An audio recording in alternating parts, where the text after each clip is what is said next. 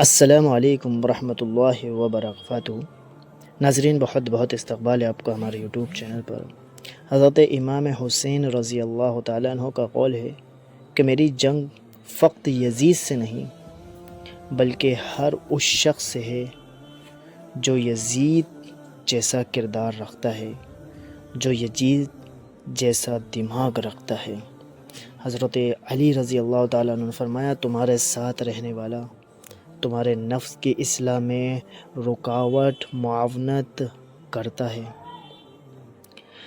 تو اس کا ساتھ وبال ہے، اس کا ساتھ تمہارے لیے اچھا نہیں ہے۔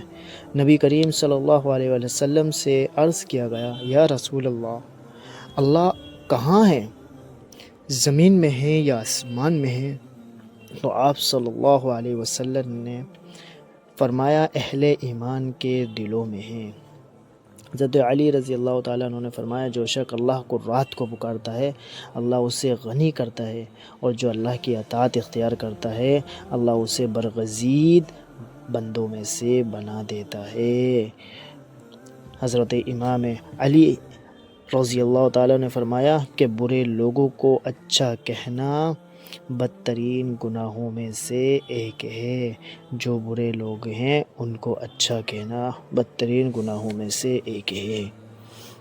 بے شک قرآن مجید دلوں کا سکون ہے اور ہماری ہر الجھن کا ایک واحد حل ہے،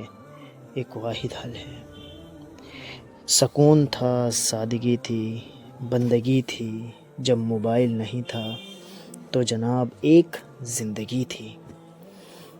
اگر دوسروں کو گرانے میں آپ کو اپنی جیت لگے تو سمجھو آپ گرے ہوئے انسان ہو۔ جو اگر کبھی مقصد میں ناکام ہو جائیں تو مایوس نہ ہوں، کیونکہ کسی بھی کتاب میں نہیں لکھا کہ پیروں میں قیمتی جوتے نہ ہوں تو آپ چلنا چھوڑ دیں۔ بھیک مانگنا حرام ہے، اللہ محنت کرنے والوں کو ہمیشہ پسند کرتا ہے۔ بھیک مانگنا حرام ہے۔ آپ صلی اللہ علیہ وسلم نے فرمایا، تم سب اپنے حق میں صرف خیر کی دعا کرا کرو، کیونکہ جو کچھ تم کہتے ہو فرشتے اس پر آمین کہتے ہیں، اس لیے اپنے حق میں خیر کی دعا کیا کرو۔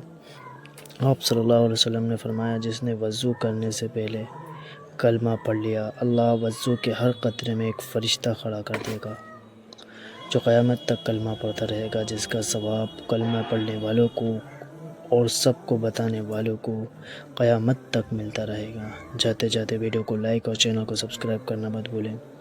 جزاکم اللہ خیرا۔ السلام علیکم ورحمۃ اللہ وبرکاتہ۔